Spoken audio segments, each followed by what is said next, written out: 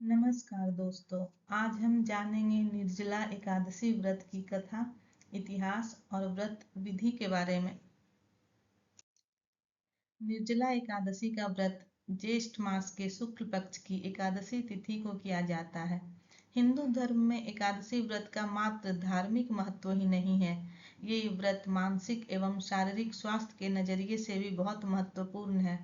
एकादशी का व्रत भगवान विष्णु की आराधना को समर्पित होता है। इस दिन एकादशी का व्रत करके श्रद्धा और सामर्थ्य के अनुसार दान करना चाहिए। इस दिन विधि पूर्वक जल कलश का दान करने वालों को पूरे साल की एकादशियों का फल मिलता है। इस प्रकार जो इस पवित्र एकादशी का व्रत करता है वह समस्त पापों से मुक्त हो जाता है। एकादशी व्रत का इतिहास। एक बार बाहुभोजी भीमसेन ने व्यास जी के मुख से प्रत्येक एकादशी को निराहार रहने के नियम सुनकर विनम्र भाव से निवेदन किया कि महाराज, मुझसे कोई व्रत नहीं किया जाता।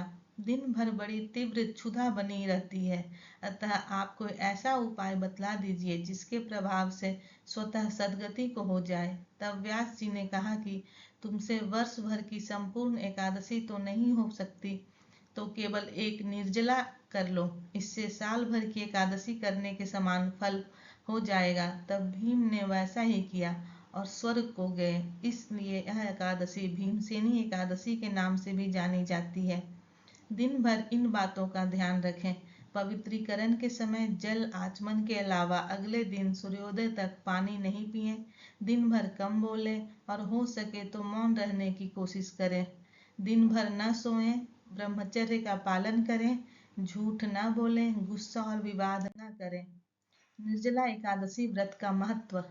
निर्जला यानी यह व्रत बिना जल ग्रहण किए और उपवास रखकर किया जाता है, इसलिए यह व्रत कठिन तप और साधना के समान महत्व रखता है। हिंदू पंचांग अनुसार वृषभ और मिथुन संक्रांति के बीच शुक्ल पक्ष की एकादशी निर्जला एकादशी कहलाती है।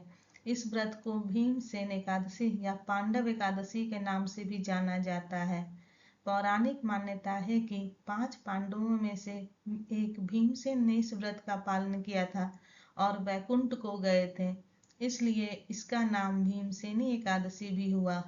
सिर्फ निर्जला एकादशी का व्रत कर लेने से अधिक मास की 2 एकादशियों सहित साल की 25 एकादशी व्रत का फल मिलता है। जहाँ साल भर की अन्य एकादशी व्रत में आहार संयम का महत्व है, वहीं निर्जला एकादशी के दिन आहार के साथ ही जल का संयम भी जरूरी है। इस व्रत में जल ग्रहण नहीं किया जाता है, यानी निर्जल रहकर व्रत का पालन किया जाता है। यह व्रत मन को संयम सिखाता है और शरीर को नई ऊर्जा देता है। यह व्रत पुरुष और महिलाओं दोनों द्वारा किया जा सकता है। इस व्रत का बहुत विधान है। व्रत की कथा।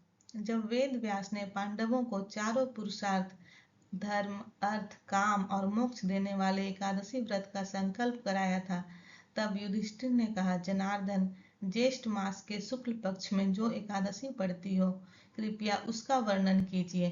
भगवान श्री कृष्ण ने कहा है, हे राजन, इसका वर्णन परम धर्मात्मा व्यास जी करेंगे, क्योंकि ये संपूर्ण शास्त्रों के तत्वज्ञ और वेदांगों के पारंगत विद्वान हैं। तब व्यास जी कहने लगे, कृष्ण और शुक्ल पक्ष की एकादशी में अन्न खाना वर्जित है। द्वादशी को स्नान करके पवित्र होकर फूलों से भगवान केशव की पूजा करें। फिर पहले ब्राह्मणों को भोजन देकर अंत में स्वयं भोजन करें। यह सुनकर भीमसेन बोले, परम बुद्धिमान पितामह, मेरी उत्तम बात सुनिए।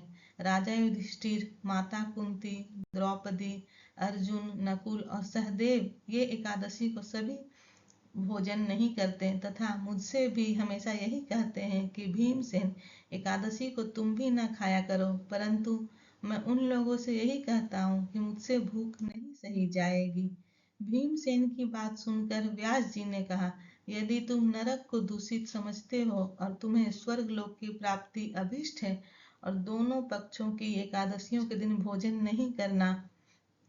भीमसेन बोले, महाबुद्धिमान पितामह, मैं आपके सामने सच कहता हूँ, मुझसे एक बार भोजन करके भी व्रत नहीं किया जा सकता, तो फिर उपवास करके मैं कैसे रह सकता हूँ।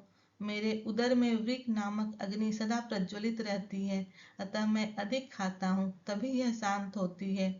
इसलिए महामुनि, मैं पूरे वर्ष भर में केवल एक ही उपवास कर सकता हूँ, जिससे स्वर्ग की प्राप्ति सुलभ हो तथा जिसके करने से मैं कल्याण का भागी हो सकूं। ऐसा कोई एक व्रत निश्चय करके बताइए, मैं उसका यथोचित रूप से पालन करूंगा। तब व्यास जी ने कहा, भीम, ज्येष्ठ मास में सूर्य वृषभ राशि पर हो या मिथुन राशि पर शुक्ल पक्ष में जो भी एकादशी हो, उसका यत्न पूर्वक निर्जल व्रत करो। केवल कुल्ला या आचमन करने के लिए मुख में जल डाल सकते हो। उसको छोड़कर किसी प्रकार का जल विद्वान पुरुष मुख में न डालें, अन्यथा व्रत भंग हो जाता है। एकादशी को सूर्योदय से लेकर दूसरे दिन सूर्योदय तक मनुष्य जल का त्याग करे तो यह व्रत पूर्ण होता है। इसके बाद द्वादशी को प्रातः काल में स्नान करके ब्राह्मणों को विधि पूर्वक जल और संपूर्ण दान करे। इस प्रकार सब कार्य पूरा करके जितेंद्रिय पुरुष ब्राह्मणों के साथ भोजन करे। वर्ष भर में जितनी एकादशियां होती हैं, उन सब का फल इस निर्जला एकादशी से मनुष्य प्राप्त कर लेता है, इसमें तनिक भी संदेह नहीं है। शंख चक्र और गदा धारण करने वाले भगवान केशव ने मुझसे कहा था कि यदि मानव सबको छोड़कर एकमात्र मेरी शरण में आ जाए और एकादशी को निराहार रहे तो वह सब पापों से छूट जाता है। कुंती नंदन, निर्जला एकादशी के दिन श्रद्धालु स्त्री पुरुषों के लिए जो विशेष दान और कर्तव्य विहित है, उन्हें सुनो। उस दिन जल में शयन करने वाले भगवान विष्णु का पूजन और जलमयी धेनु यानी पानी में खड़ी गाय का दान करना चाहिए। सामान्य गाय या घी से बनी मिठाइयाँ, गाय का दान भी किया जा सकता है। इस दिन दक्षिणा और कई तरह की मिठाइयों से ब्राह्मण को संतुष्ट करना चाहिए।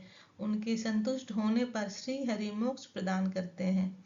जिन्होंने श्री हरि की पूजा और रात्रि में जागरण करते हुए इस निर्जला एकादशी का व्रत किया है, उन्होंने अपने साथ ही बीती हुई 100 पीढ़ियों को आने वाली 100 पीढ़ियों को भगवान वासुदेव के परम धाम में पहुंचा दिया है। निर्जला एकादशी के दिन अन्न, वस्त्र, गौ, जल, सैया, सुंदर आसन, कमंडलू तथा छाता दान करने चाहिए।